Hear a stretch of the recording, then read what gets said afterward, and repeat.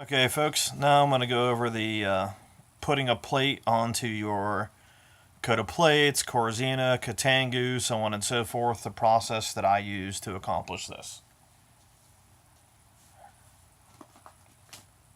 So first thing is I have my steel plate that I got to figure out where I want to put it on the fabric. Of course, this is going to be easy. I would typically go here.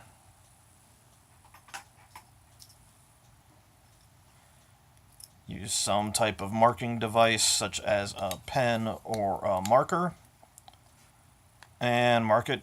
Don't worry about your fabric because there's about to be a hole there anyways. Then with something like a punch, there's a special fancy sewing awl thingy that you can use. It's designed not to tear the fabric. It's just supposed to displace the fabric. It's supposed to do this slowly and gently to wallow it out. That way it doesn't tear it. You notice there's no frayed fabric in this. It's a nice clean hole. Okay. So then on the outside edge,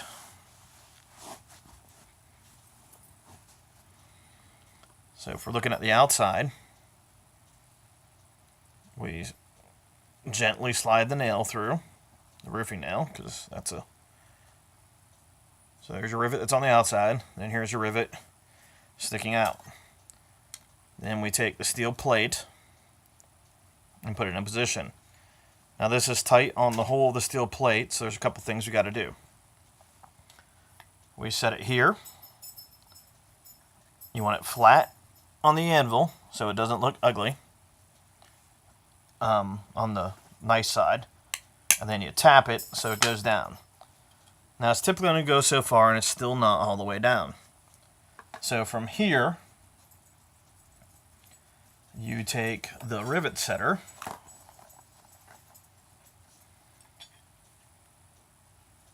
place it on top. So the rivet setter goes down on top. And you tap it down. And then from there, it's flush with the fabric. Flush there. There's no cuts into the fabric, which is important. Because if you went at an angle, you probably would have cut your fabric. At that point, we're going to adjust and zoom in the angle a little bit. So you can see. And we're going to bring up a little bit more light. Okay. So then from here, this would be too tight. You wouldn't have room to rivet it down. So instead of being flat, I change the angle up slightly. And then cut. So at this point I have that slightly pointed spot. I use the flat of my hammer, keeping the plate flat on my anvil or hard object. I'm going gently for demonstration purposes. So I've hammered it mostly flat. Now it's still a sharp edge and it would mess up your gambeson with that edge. It would potentially cut it and so on and so forth. So what we do next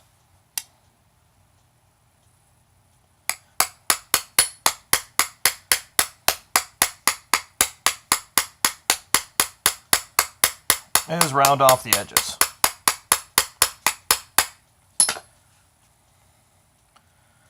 So in turn,